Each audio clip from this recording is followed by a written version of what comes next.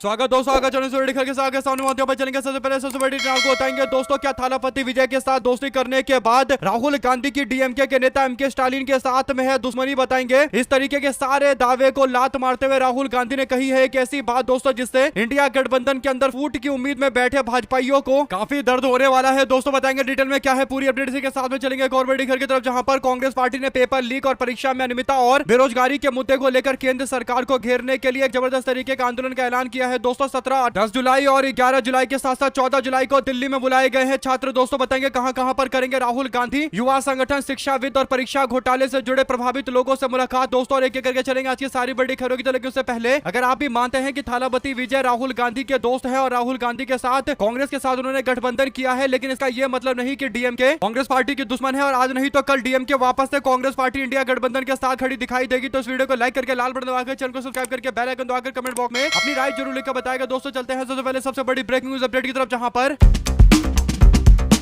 Congress party के नेता राहुल गांधी ने डीएमके पार्टी को लेकर एक ऐसा बयान दिया है दोस्तों जिससे इंडिया गठबंधन के अंदर एक बड़ी पार्टी डीएमके के टूट जाने को लेकर जो चर्चाएं चल रही थी वो पूरी तरीके से थम गई है। दोस्तों राहुल गांधी ने अपनी गारंटी के आधार पर यह बयान दिया है। दोस्तों राहुल गांधी कहते हैं कि मैं डीएमके पार्टी की गारंटी ले सकता हूं कि आइडिया ऑफ इंडिया की रक्षा करने के लिए वो पार्टी हमेशा से हमारे साथ खड़ी रहेगी और मुझे डीएमके पार्टी पर पूरा भरोसा है कि वो इंडिया गठबंधन के साथ मिलकर चलेंगे। कुल मिलाकर राहुल गांधी ने डीएमके पार्टी की गारंटी ली है कि डीएमके पार्टी इंडिया गठबंधन के साथ खड़ी रहेगी, क्योंकि जब लड़ाई आइडिया ऑफ इंडिया यानी भारत की विचार की लड़ाई हो रही है, दोस्तों भारत के अंदर लोकतांत्रिक मूल्यों की लड़ाई हो रही है, तो पूरी तरीके से डीएमके पार्टी साथ में खड़ी रहेगी। अगर आप भी मानते हैं दोस्तों कि राहुल गांधी जो डीएमके को लेकर गारंटी से बोल रहे हैं, ये इस हिसाब से बोल रहे हैं क्योंकि राहुल गांधी को पता है कि डीएमके की राजनीति ही आइडिया ऑफ इंडिया यानी भारत के फेडरलिज्म की विचारधारा यानी राज्यों के अतिरिक्त अधिकार के साथ साथ तमिल भाषाई संस्कृति को बचाए रखने के आधार पर उनकी विचारधारा चलती है। दोस्तों इसीलिए डीएमके पार्टी कुछ भी करके आइडिया ऑफ इंडिया के साथ में खड़ी रहेगी और राहुल गांधी इसीलिए एमके स्टालिन की पार्टी को लेकर गारंटी के साथ इस बात को बोल रहे हैं। दोस्तों अगर आप भी मानते हैं कि डीएमके पार्टी हमेशा इंडिया गठबंधन के लिए मजबूती से खड़ी रहेगी और राहुल गांधी का जो दावा है और राहुल गांधी का जो मानना है वो एकदम सही है, तो लिखेगा जरूर दोस्तों, क्योंकि डीएमके के पास 22 लोकसभा के सांसद है दोस्तों, और जब भी लोकसभा के अंदर इंडिया गठबंधन को भारत के विचारों को बचाने की जरूरत पड़ेगी दोस्तों तो डीएमके साथ में खड़ी होगी, इसमें कोई दो राय नहीं है। और इसीलिए राहुल गांधी का यह बयान काफी महत्वपूर्ण है। और बड़ी बात यह है कि जो लोग सोच रहे थे कि इंडिया गठबंधन में थालापति विजय के आते ही डीएमके पार्टी भाग जाएगी, ये बात एकदम गलत है दोस्तों। तमिलनाडु से तो कांग्रेस पार्टी और इंडिया गठबंधन को 39 सांसदों का, लोकसभा के सांसदों का समर्थन आज भी मिल रहा है, कल भी मिलता रहेगा, चाहे थालापति विजय जीते या फिर डीएमके पार्टी जीते। यानी पूरी तरीके से 39 सीटों पर तो इंडिया गठबंधन एकदम मजबूत है, इसमें कोई दो राय नहीं है। अगर आप इस बात से इत्तेफाक रखते हैं तो इस वीडियो को लाइक करके लाल बटन दबाकर कमेंट बॉक्स में अपनी राय जरूर लिखकर बताएगा। दोस्तों चलते हैं एक और बड़ी खबर की तरफ, जहां पर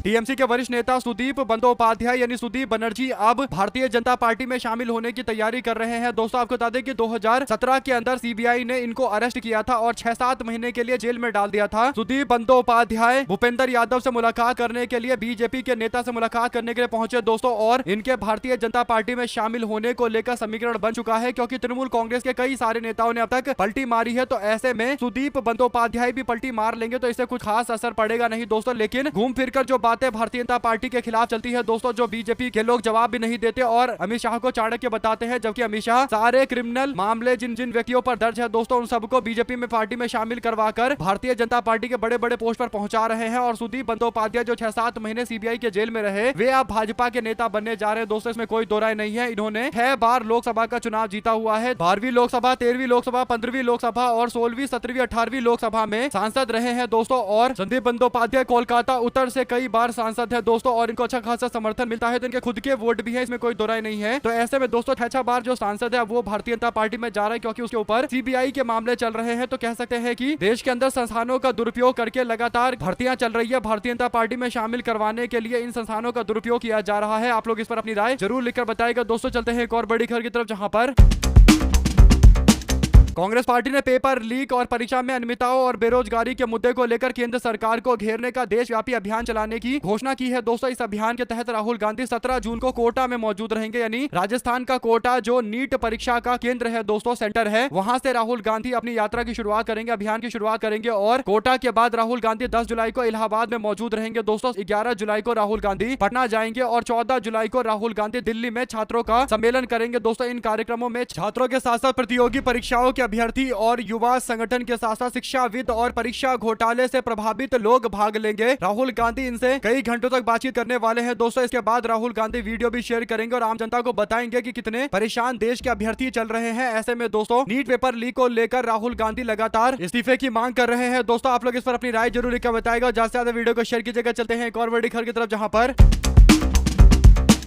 राहुल गांधी ने कहा था कि इंदिरा गांधी एक महिला थी, लेकिन उनमें नरेंद्र मोदी से ज्यादा साहस था और हर गुजरते समय के साथ यानी बीते समय के साथ में मोदी सरकार के फैसले यही सवाल खड़े कर रहे हैं। दोस्तों क्या देश की विदेश नीति राष्ट्रीय हित से चल रही है या अमेरिका के इशारों पर चल रही है? राहुल गांधी के बयानों की बातें इसलिए दोस्तों आजकल चर्चा में चल रही है क्योंकि राहुल गांधी ने जो बोला था और आजकल जो भारतीय जनता पार्टी की सरकार का बर्ताव है वो एकदम मैच खाता है। दोस्तों राहुल गांधी ने कहा था कि नरेंद्र मोदी की हिम्मत नहीं है कि ट्रंप के सामने खड़े हो पाए। दोस्तों और बिल्कुल वैसा ही होता दिखाई दे रहा है क्योंकि पहले 3 जहाजों पर हमला किया गया जिसमें बड़ी संख्या में भारतीय लोग मौजूद थे दोस्तों, जिसमें 3 भारतीय युवा की मौत हो जाती है और इस मामले पर बीजेपी की सरकार चुप्पी साध कर रखती है। उसके बाद जब विपक्ष के द्वारा दबाव बनाया जाता है तब जाकर बीजेपी का विदेश मंत्रालय कहता है कि उसने अमेरिका के राजदूत को बुलाया है दोस्तों, लेकिन बाद में पता चलता है कि अमेरिका इस मामले को लेकर अपनी गलती मानने को तैयार नहीं है दोस्तों। और दूसरा ये कि नरेंद्र मोदी के द्वारा अमेरिका के राष्ट्रपति ट्रंप के मोदी की तारीफ में किए गए सोशल मीडिया पर पोस्ट पर बधाई देने का टाइम है नरेंद्र मोदी को, लेकिन देश के 3 युवाओं की जान चली गई अमेरिका की गोलीबारी में, बमबारी में। दोस्तों इस बारे में एक बात बोलने की नरेंद्र मोदी के पास टाइम नहीं है क्योंकि नरेंद्र मोदी में हिम्मत नहीं है कि ट्रंप और उसके सरकार और अमेरिका के द्वारा किए गए हमले की आलोचना कर सके। दोस्तों राहुल गांधी जो बातें बोल रहे थे वो एकदम सच है अगर आप भी मानते हैं कि इंदिरा गांधी ने देश को दिखाया कि कैसे भारत की प्रतिष्ठा के प्रति बिल्कुल भी समझौता नहीं किया जा सकता। लेकिन दूसरी ओर आज की डेट में बीजेपी की विदेश नीति है दोस्तों, जहां पर नरेंद्र मोदी अमेरिका के राष्ट्रपति ट्रंप और उसकी सरकार के द्वारा किए गए हमले की आलोचना करना तो दूर की बात दोस्तों, इस पर एक शब्द नहीं बोले हैं। आप लोग अपनी राय जरूर लिखकर बताएगा क्योंकि पहले 3 अटैक हुए थे दोस्तों, हमला हुआ था, उसके बाद बीजेपी की सरकार ने दावा किया कि राजदूत को तलब किया गया है दोस्तों और बाद में मीडिया में रिपोर्ट छपा कि बुलाया भी गया है, लेकिन फिर आज एक बार फिर से हमला हुआ है दोस्तों और चौथी जहाज के ऊपर हमले की खबर सामने आ रही है। इसके बाद लोग बोल रहे हैं कि प्रधानमंत्री कार्यालय इस मामले को लेकर चुप्पी साध कर क्यों बैठा हुआ है। आप लोग अपनी राय जरूर लिखकर बताएगा दोस्तों। साथ ही साथ